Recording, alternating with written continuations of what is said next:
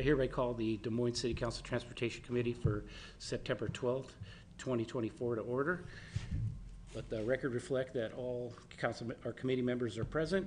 The first order of business is the approval of the minutes from the June 13 meeting. Do I have a motion? So moved. Second. Deputy Mayor Steinmetz and Councilmember Oxiger have approved, and we are on to the next things, which is the final 2025-2030 transportation CIP budget. And so I'm going to turn it over to you, I guess, right? Sounds good. There you go, Tom. Yep. Good afternoon, Chair and committee members. Tom Yoen, City Engineer. So first item, the final 2025-2030 transportation CIP budget. So just a quick thing on this. This is the first time we've taken this to committee in a couple of years now. So I'm going to run through it fairly quickly because we've got other things on the agenda. So if there's anything that you see that you want to chat about, feel free to let me know. But so we'll jump right into it. The first project is the ADA compliance program. And the first thing I want to point out on this one is there is some general fund in the funding sources for this that's already been replaced with Redondo camera money going forward. So it shows 20,000 basically for the next 5 years or so. That's all been replaced with 30,000 from the Redondo cameras. Okay. On to the next one.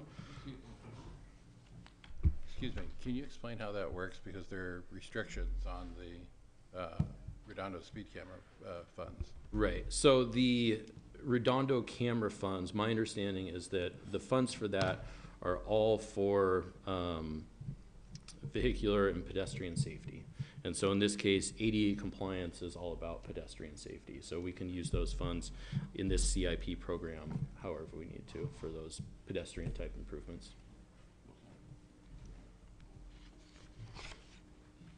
All right, guardrail program. We've always had this project in the CIP. We don't use much of the funds. We look for guardrails that we can replace to bring them up to current standard. It's kind of hit and miss when we actually use this program. It's funded out of REIT, so in the future we'll look into potential guardrail projects for next year. So really quick, the only question I got on that one, 260, come down to Reeview Drive, the Des Moines sign as you hit the curve past Wesley has always had what is supposed to be aesthetic, but it also looks like guardrail in function. Yep. Anyway, just to get that one fixed. Okay. Because it's been one that's been sticking for like a long time. Okay, take a look into that. All right, arterial street pavement preservation program. This is mostly funded by the Transportation Benefit District and franchise fees. This is how we did this year's overlay, and so we'll look to continue doing overlay projects in the future with this program. Okay. 224th Street improvements. This one will be looking to go into design in 2025. This is on the east side of Pack Highway up in Pacific Ridge. A portion of this is funded from contributions from Sound Transit. Yes, Sound Transit. Yeah, so we've kind of pushed this one out on a yearly basis, honestly, for the last few years, just because of staff resources and just being busy with other projects. And they weren't exactly done yet. Correct. So, okay. Yep. So if we can get to it next year to get some design started, that'd be great. Can we make it a safe way to Midway Park? Just shooting for the Yeah. stars, right? Might need some more funds on that.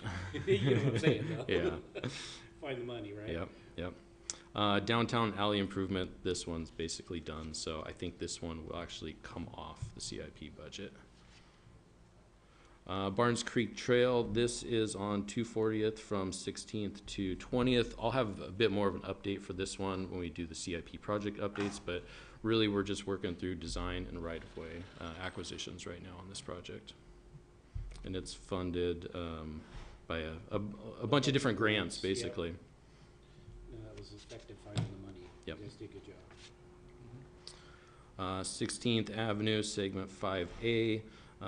This one has some money in there, basically from the LA Fitness years ago, I believe, is what this originally got funded from in the traffic in lieu I'm not sure if some of the in lieu Ashton, I mean, that was years ago. So we've got some money in here for some potential design, but really we partnered with the developer.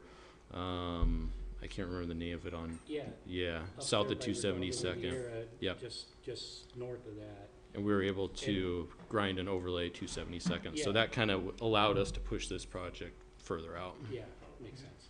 Right in that area, we've got the Dutch Brothers, Yep. On the other side. driveway on Mhm. but they also, a lot of them come in off of 216 and Or off 16th. 16th. 16, that's Yeah. right. Okay. Is that area gonna get repaved anytime soon? And that parking lot's just horrible, but I don't think that's ours. Yeah, it's not ours. Yeah. We repaved 16th, I'm gonna guess 5 years ago. Okay. Yeah. Well, you're doing some sections of 16. Mm-hmm. It's a progression, I think. It's Yeah. Okay. Unfortunately, Yep. It's not be nice to do the whole thing. but- Yeah, I mean, this would be for curb, gutter, and sidewalk, and right now we just don't have the funding for it. Okay. 24th Avenue South, this is the current construction project. I'll give more of an update on this in the CIP updates. Greenview Drive and 240th intersection improvements. This one's pushed out to 2028. And really, this is currently, you see State of Washington grants and unsecured. This is basically unfunded, and we potentially get some traffic in lieu fees from a development in the future. This is the debate between a roundabout Yes. and Mhm. stoplight. Yep. Yeah, okay. We'll leave that, we'll kick that can down the road. Arterial traffic calming, another kind of yearly program we have. This is traffic calming devices such as radar feedback signs, potentially some speed bumps. I will say we are looking at a pilot project to add some speed bumps throughout the city. That's something I'm hopeful we can get done this fall, but stay tuned on that. Is it because the temperatures could get too cold, or it's because resources? Or Resources. Okay. Yeah, staff resources. I thought there was some pushback from fire and ambulances and maybe even police. There is, Putting too many speed bumps in for the road. yeah, problem for them. we always try and coordinate with them on that because, like you said, there is pushback due to their response times. And so most of that has to do with on arterials. And so we're looking at, most of these are more like neighborhood collectors, Okay. or like sometimes maybe it's arterial, but it's more of a cut through. And so we're trying to limit that a little bit more. Yeah, just So, ensure the safety of the residents, Right. especially the kids. So are you, are you saying that the locations are already designated, or? we're working through that right now. Yeah, Okay. we're doing a number of speed studies throughout the city to identify the locations in the greatest need. Okay, and so possible installation of the speed bumps could happen this fall? Depending on staff resources and time, I'd love to see it this fall, but it might be difficult. Come on up, Mike, don't be shy, man. So, really, what would help them, and I've seen it before because of working with some of your predecessors, of course, was, so like the speed signs or whatever, Mhm. the, hey, informing and stuff, you guys kind of had a priority status Right. list. And I assume you have that for the speed bumps. That's If- what we're getting If to, you're yeah. getting, maybe just forward that to the transportation committee Mhm. when you get something updated. Because I think Yep. I seen it, I don't know if you guys have. If you have, Councilmember Oxer has it. Just at least give him the speed one that you currently have so he can see what it's like, so he knows what to expect on the other. Mhm. Yeah, that'd be helpful. But I've seen that. so Councilmember Oxer, just so you know, like you said, they do the study, and then they determine based on that, some of the metrics, kind of which ones are more priority. And then they also look at, okay, we're not gonna do 8 in this section of the town, we're gonna do 4 here and share it in a couple other neighborhoods if they're gonna do 8. Right. So they might take priority 1, 2, 3, 5, 7, 13, 17, So that it's fair. so it Yep. kind of fairly distributes, and then the next year they'll hit it again. Yeah, my reason for asking was specifically, we've been receiving some correspondence from some people near the college off of 240th that are concerned about crossing in that neighborhood. And, you know, I was curious, you know, are they, you know, I think the on one, this list, I or? think the one that you're talking about, we're doing a speed study currently. I think we just put the counters out there in the last day or two. Okay. Yep. Thank you. Is that the one that already got the roundabout? Yes. We've looked at that one before, Councilman Rowe. We actually installed a roundabout there. We installed a roundabout in order to try to minimize that location. Right. And we're still getting complaints, so we're taking a look at the speed bumps. Right. Thank you. SR 509 extension, this, I don't know for sure if this has been paid yet or not, but this one might actually be coming off the CIP as well. That was part of the SR 509 agreement. I'm sure Mr. Friend will update this before the whole CIP Yeah. comes before council. Okay. Okay, another 240th project. This is east of, let's see, yeah, 20th Avenue to the city limits. Again, this project is multiple years out and mostly unfunded at this point. Yeah. Which, I know would be great if we can get it to look like 216th. Mm. One day, it'll be Yeah. a beautiful thing. Redondo paid parking. This is more kind of Scott Wilkins' project here, but we are working with him to get the paid parking, basically some of the conduit and everything set up as part of the restroom project. Yeah, which we're thrilled about. Yep. You're killing a couple birds with one stone. College Way. College Way is almost complete. We'll have a ribbon cutting next week. So, And that's Yep. the new entry yes. Yep. from Pack Highway, yeah. Yep. No, that's So there's still some transfers of money that need to take place on that, but the work is pretty much done. great. It looks really good. I've driven Yeah. by it several times. It really stands out, because that was just an accident waiting to happen. I still wish, though, that the overall, on the Sound Transit project, they would've done a sky bridge. That would have been nice. Because 99 is just, It's hard, Yeah. hard is to a- cross by foot. exactly. Yeah, I think one day they'll, might realize that, unfortunately. Millions Yeah. was the quote Mhm. And I we think, got it- for doing, I think, it'll be- that, because I asked about that. I think it'll be a bargain when, Compared to the lawsuit. Yeah. yeah, exactly. Sorry.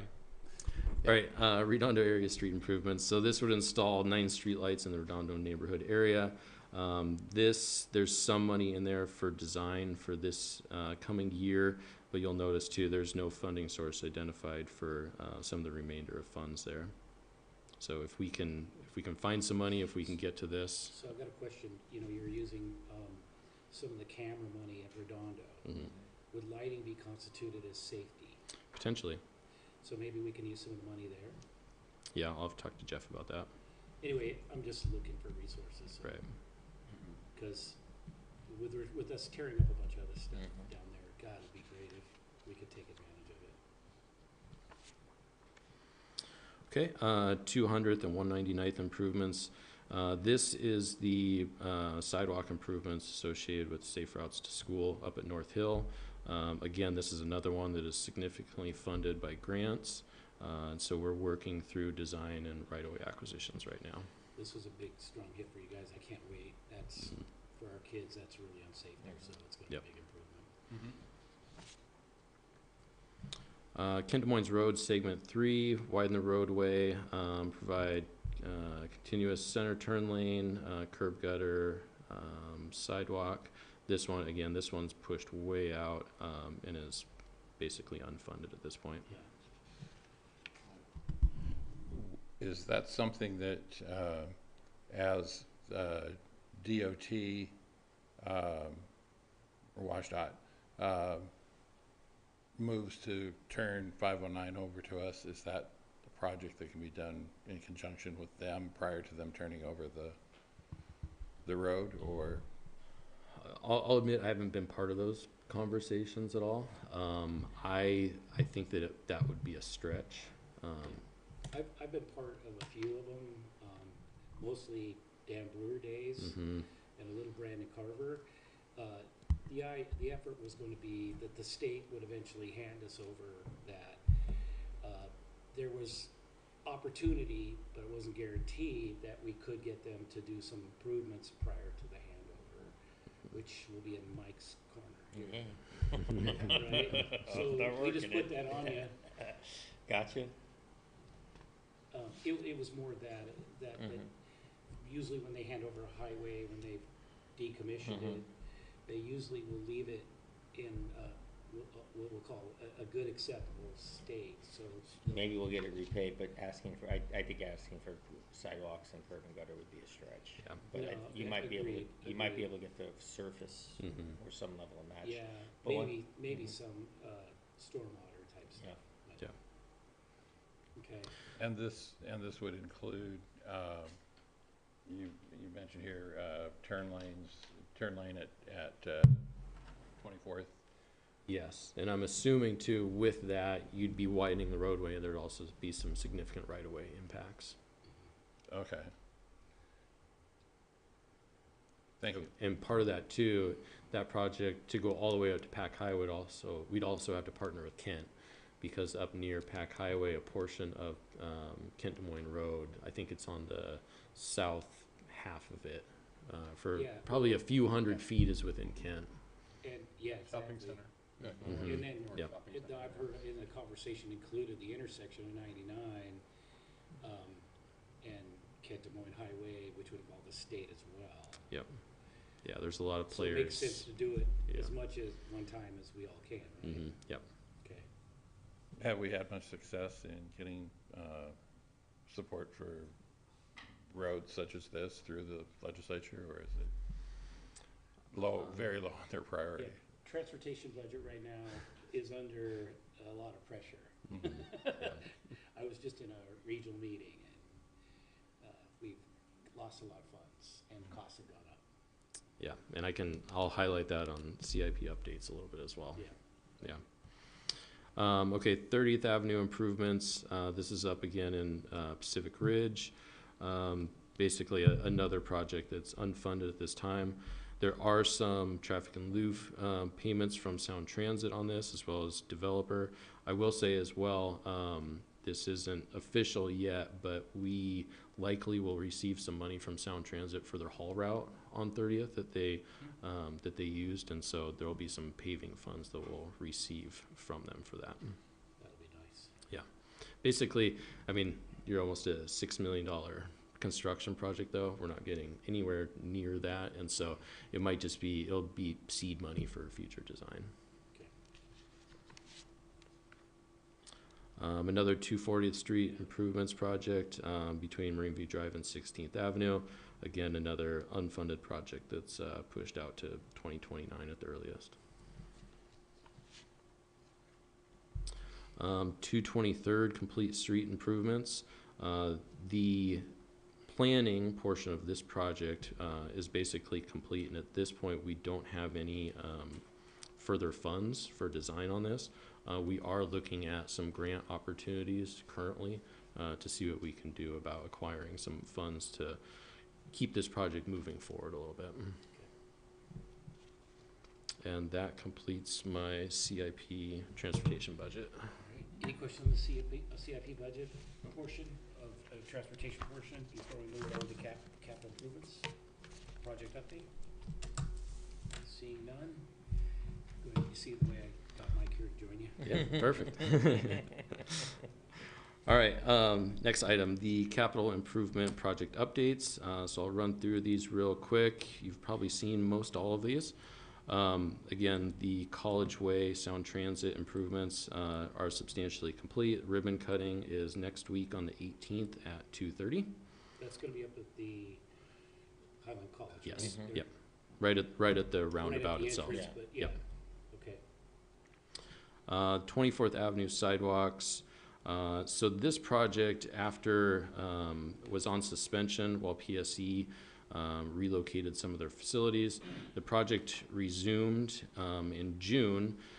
Within about 2 days, we came across more conflicts with PSE utilities, and so we've been trying to work around that for the past couple months now. But there's been some just delays associated with that, and so we're looking to go back under suspension so that PSE can relocate more of their facilities. So we gave PSE a list of issues with the location of their facilities, and to date, they have not moved any of those. And so that's why we'll be going back under suspension for the winter. There's a series of issues with PSE, and there's probably somewhere around $300,000 of cost overruns due to PSE's not. They'd be on the hook for that. So we are, so the first step, we spoke with the acting city attorney today, and the first step of that franchise agreement is me meeting with their supervisor or their liaison, the PSE liaison to municipalities. So that meeting is getting set up now. If we can't rectify it and get them to agree that they're on the hook for those, then the next step is the claims process, and you go down the road to go after them. Okay, go ahead. I mean, we got some people that are really, really frustrated about this. I mean, So are we. I can't tell you. So are we. What is holding up with PSE? Why is PSE having such a big problem with this particular project? I can't answer why they are so underperforming. It's one of the questions I have for their liaison. But apparently, they did move several of the utilities that were in conflict, and they put them at the wrong elevation. And so they moved them once, and they moved them wrong. That was an engineering issue. Yeah, and so I don't, we're trying to figure that out, and I can understand the staff's or the citizens' concerns. The decision we made in-house going forward with school starting up was that we were gonna button it up. And we've done some asphalt work up there to button it up for the winter till we get PSC to get their act together to reduce our safety liability while the school is open and construction zone is buttoned up until PSC has its act together. And then we'll move forward with the project. So does that mean we're going through the whole school year with nothing getting done? Not necessarily, it depends on what they get done. I just- It really depends on when PSC is done. Okay. But we don't want it open for another, in the middle of the school year, tore up like that for another 2 or 3 or 4 months. And the school buses are hitting potholes and everything else. Safety's more important. Yeah, Yeah. so we've locked it down to make it as safe as possible. Could, All right. could, Thank you. even an email to the committee, just on any progress, just so, we can, you know, update. Well, I called and left a message for PSC today. I sent an email, and when they get back and said, as soon as I have that meeting, I will send an email to the city manager to update you. That'd be perfect. So the repavement, the temporary repairs that have been made. First of all, thank you for that. It's much easier to get through. Was that done on our dime or on PSC? It is on our dime, Okay. but we have that in our claims cost against PSC. Okay. And so that's, I hope it doesn't go to litigation based on there, but there's a possibility when we make it claims and you go through that process, that there may be a litigation involved with, we're trying to recoup our monies. Okay, what is this doing to our contract? I'm sure the contractor is probably tearing his hair I out. met with the owner of SCI, we had a major meeting, 3 weeks ago now? Yeah. When we decided on, they proposed, of course, they proposed a course of action, we worked on it together. And that course of action is now what's being implemented. Additional costs for cost overruns, delays, multiple mobilizations. SCI is a very good local contractor, and they're taking a lot of hits on this. And so their additional costs are rolled into our claim for PSC. So, the only thing I'd say, Mike, in understanding your situation here, I know we have other sections of 24th that eventually need to be get done. You know, obviously, this is the first priority, but whatever we could do with PSC to have them be thinking ahead, so we don't have to face this in the future. I think all of our, I think a lot of our franchise agreements need, and so this is something that I've worked with the interim city manager over, are bringing all of the franchise agreements with all the utilities, 3 sewer utilities, 3 water utilities, garbage utility, bring them all in-house under Public Works, and then start managing those relationships much more accurately than we have historically. I have a pretty good utility background. I did it for many years, and so my thought process is we'll start there and get better going forward. But PSC is the 800-pound gorilla, and Yeah, when PSC was in Tacoma, when I was in Tacoma, we could go 12 rounds with them because they wanted to do stuff in Tacoma, like build a big tank, right? So we got stuff done. Des Moines, we don't have that kind of leverage. So a lot of it's got to be relationship built, and we need to go more forward with them, you know? Build away. Just a small example of a recent interaction with PSC was there was a guideline on something that we needed for small storm pipe, right? And so PSC gave us the runaround. Now that's a Lumen guideline, that's a Comcast guideline, that's a this guideline, that's a that guideline. After 3 weeks of trying to track down who was supposed to move the guideline, I just said, PSC moved the pole because they don't want to move the pole, but we can tell them to do that under the franchise agreement. And all of a sudden, they found who owned the guideline. Right? And so we just need to play a different game with PSC. And we used to have a much better relationship. They changed. They've had personnel changes. They've had engineering changes, and we need to get that back. That's the biggest, I think, gap. So in the meantime, there's a lot of reinforcement work for where the cuts have been made. Is that also shut down, or are we going to the winter season with, you know, those cuts exposed without having Meet with the retaining walls. the retaining Blocks walls? where they Yeah. put some of that stuff that they haven't put in the other places Yeah. yet. Yeah, I mean, they'll continue to work. I think they've got enough ability to work probably for the next month or so before needing to shut down. So I would anticipate that any of those cuts or anything like that will be significantly shored up for the winter. Okay. Yeah, I think they, for the most part, they should be able to continue constructing most of the retaining walls to shore that up. As Council, or Deputy Mayor Steinmetz said, you know, the public is fairly upset, and Yep. We're not happy either, Kevin. yeah, Nobody is. It's so pretty obvious. I mean, we all know what it'll be in the end. And It shouldn't be It's this important. painful. It's never easy to do construction, but it's this is about painful. it's about the kids' safety there, Mhm. which has always been an issue. So everybody wants that, that's all. Yep. All right, we beat that one up. All right, the 2024 ADA compliance program, we will be going under construction shortly with some sidewalk grinding on 260th. That's a fairly small project, but the next one, Redondo restroom replacement, as I'm sure you've seen, that one is under construction. Was there yesterday. Yeah, everything seems to be going pretty well on that, so.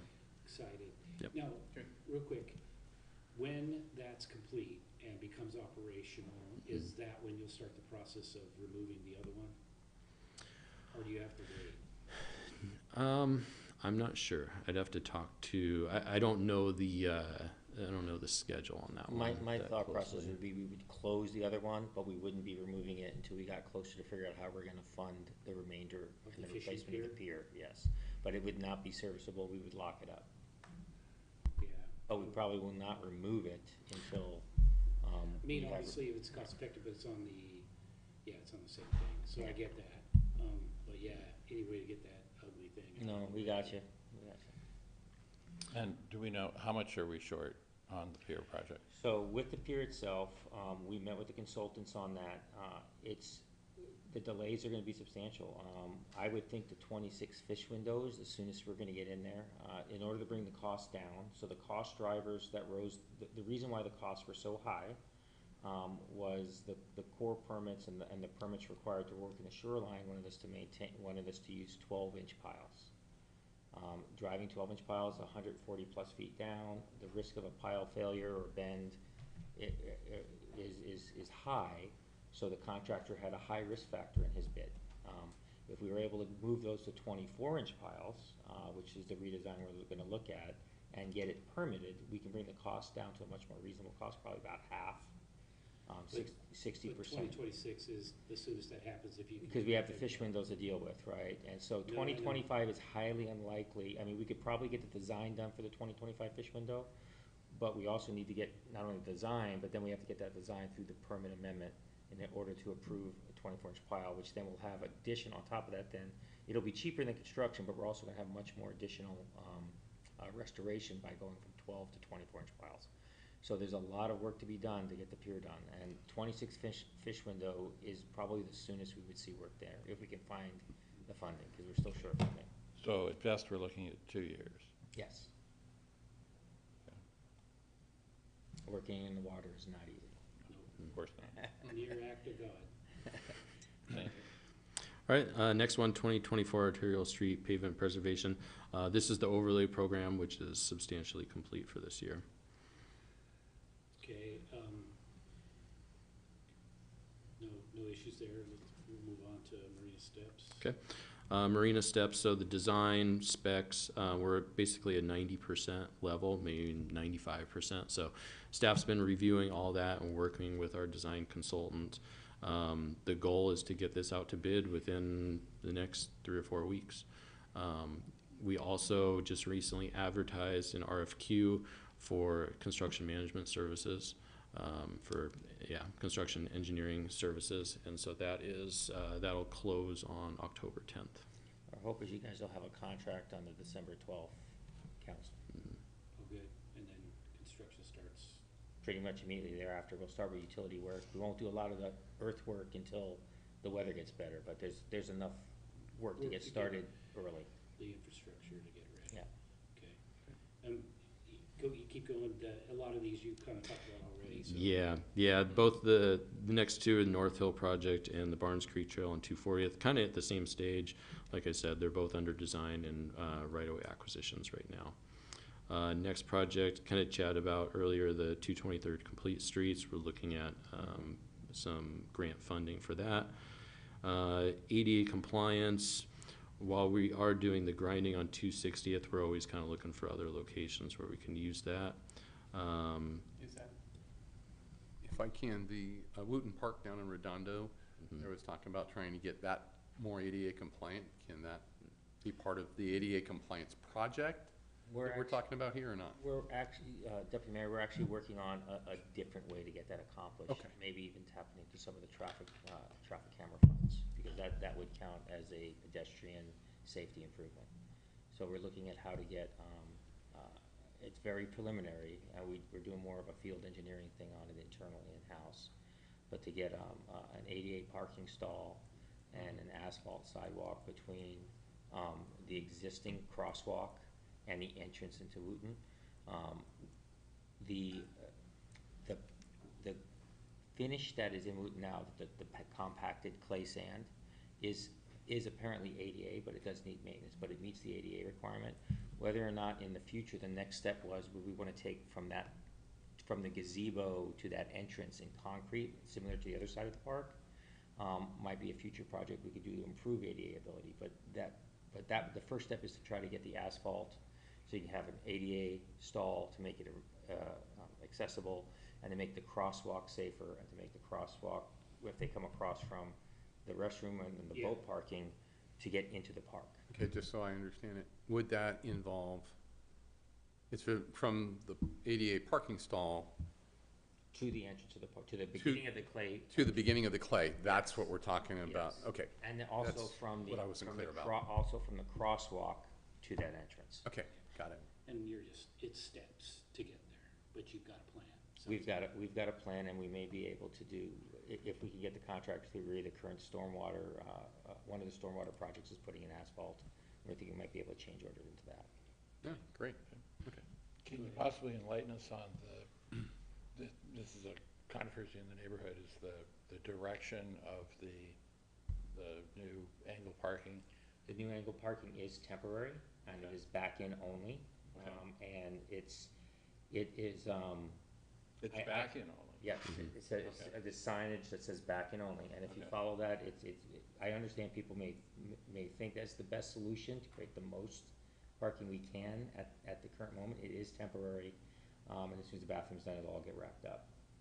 So it is a functional way to go. There are different opinions on how to do that. Our traffic analysis is that this will work, and it gives us the best flexibility. Thank you. Thank you. All right, citywide arterial traffic calming, I already kind of talked about this pilot project for speed humps, as well as we already kind of covered the guardrail program and Redondo Fishing Pier. These next projects on here, I also covered under the Yeah. budget, they're pushed way out. The fishing pier pretty hard already. Marina steps, already covered that, like I said, advertisement for bids here soon. So large project support, Sound Transit Light Rail. Work is substantially completed at most locations. There is a mitigation project, a couple mitigation projects throughout their ST3. There's a mitigation project at KDM and SR 99 and 272nd and 99. Both of those are, one's in Kent and the other one's in Federal Way, but we're close enough that we're involved a little bit in that. So we continue to work with Sound Transit on that. The 509 project, continued support on that. As I'm sure you've seen, they've been working in the historic 509 area to clear some of that out. And they started the second phase with the public engagement piece. Yep. 216th Bridge, there's still some construction going on there, but the two-way traffic has been restored.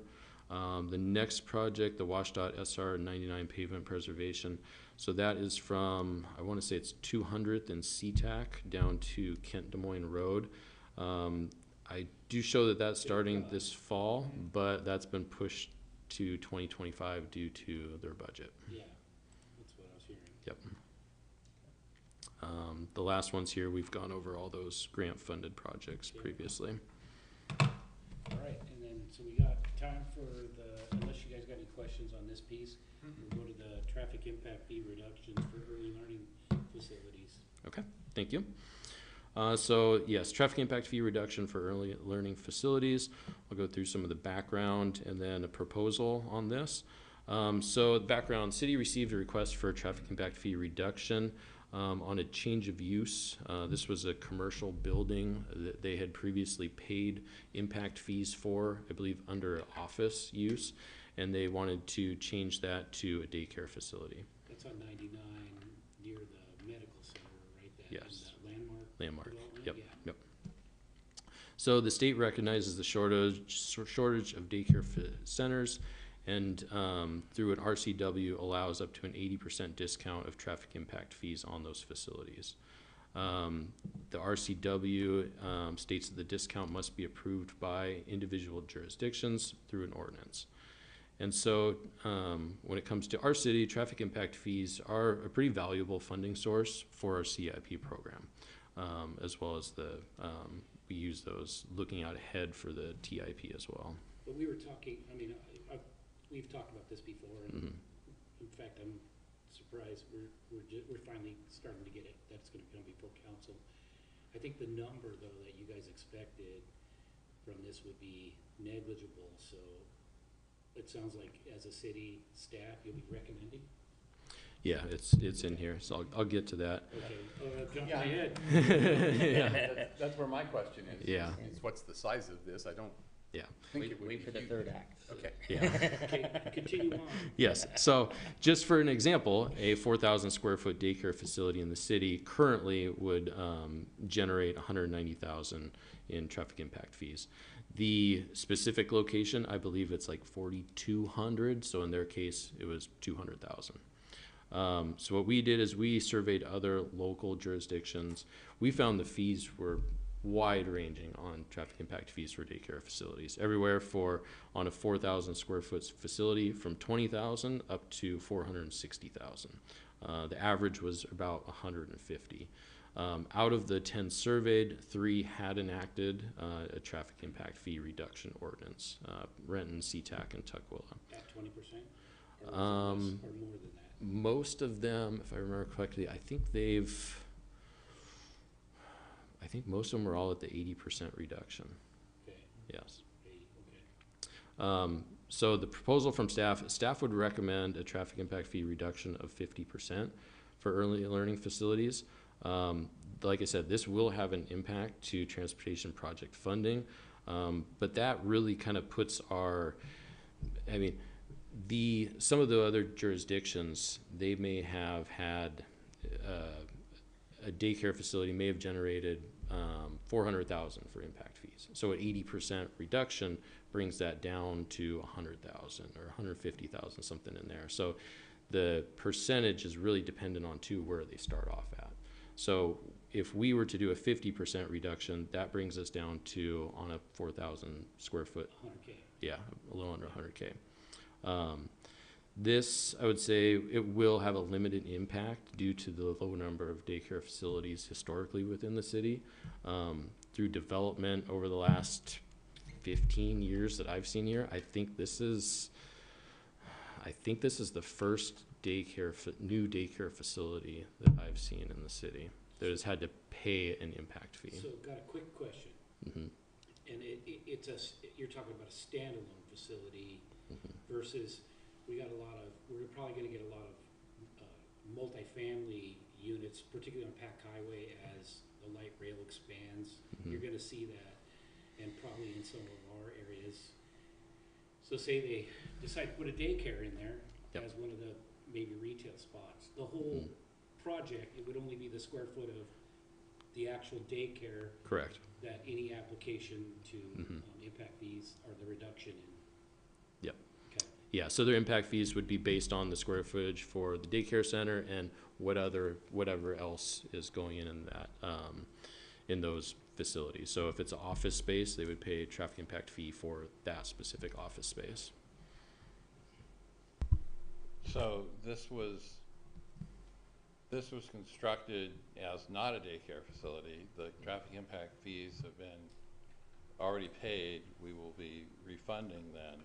So they constructed this as an office and they paid about 60,000 in impact fees. Okay. So when they did a change of use for a daycare facility, they got credit for that 60,000, but the whole traffic impact fee for the daycare facility was 200,000. So they had to pay an additional 140. Now, if you reduce that, basically the 200,000, cut that in half, they would pay 100 for the daycare, but they'd already have a credit for 60,000. Who's they? You don't know what the they you're referring to is, The property daycare, owner? the Or daycare, daycare yeah, facility? or the property owner. The in this property, case. the developer that's Developer, yeah. making the building Mhm. into a daycare center. The ones that develop landmark. So Right. what if they've changed the use already? What if they change it back? We'd go through this whole process again and look at whatever that new change of use would be, what type of traffic impact fees that would generate. But aren't traffic impact fees basically a one-time only? No. Change of use kicks in there. Okay. They always get credit for what the existing use is, but if the new use generates more traffic, then they would have to pay the difference based on the number of So- new net trips to the site. So you're proposing a 50% rate for any that goes on in the city. I mean, we've got two different things here we're talking about. One is you're setting a policy of 50% reduction for impact fees for daycare facilities. But then in this case, but then once that's imposed, you're saying, okay, we're gonna go back and we're gonna reimburse somebody that's already put something in. Just Yeah. on this specific. Yes. So this all came about because we had a developer that was potentially going to change their office building that they had just built, but no one had occupied, into a daycare facility. At the same time, they approached the city and said, there is a state law, we would request an 80%, we want the city council to update the code to reflect an 80% discount for daycare facilities. That was probably about a year ago. And rather than, we've had a lot of staffing issues, we've had other important things happening during that time. So rather than wait to continue developing this daycare facility, we've told the developer, your request is pending, we're still working on it, but please proceed with your building, and we will ask the council to apply any sort of discount retroactively based on your previous request. So that's the proposal would be, reduce it to 50% for daycare facilities, and then apply this retroactively to anyone that's paid a traffic impact fee for a daycare facility within the past 12 months or something like that. And go ahead. Yeah.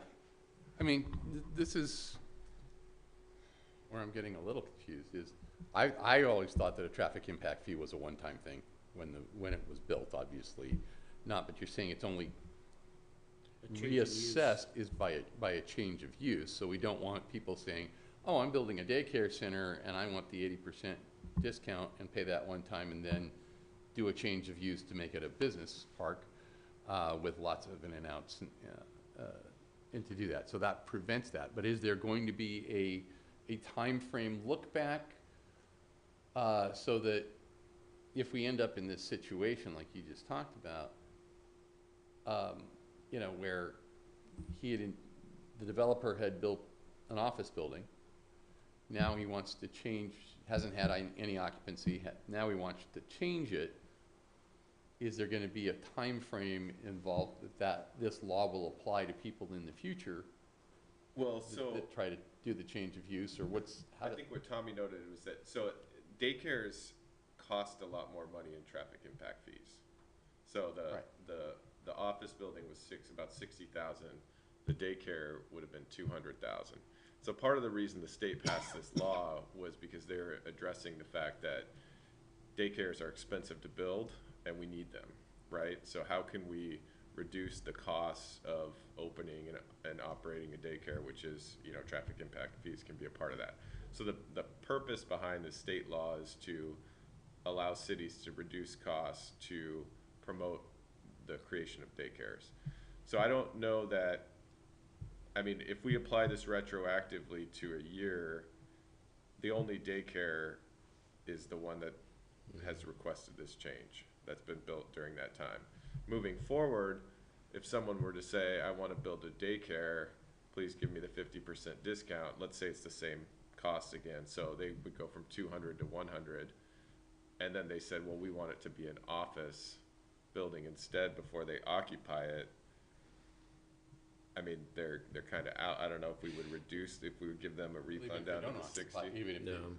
if they occupy it and then they want to change the use. I mean, I'm Yeah. more concerned of how do we create a uniform system that applies forwardly than this situation, which sounds like this is a perfectly appropriate way to address this situation. So I'm not being negative about that.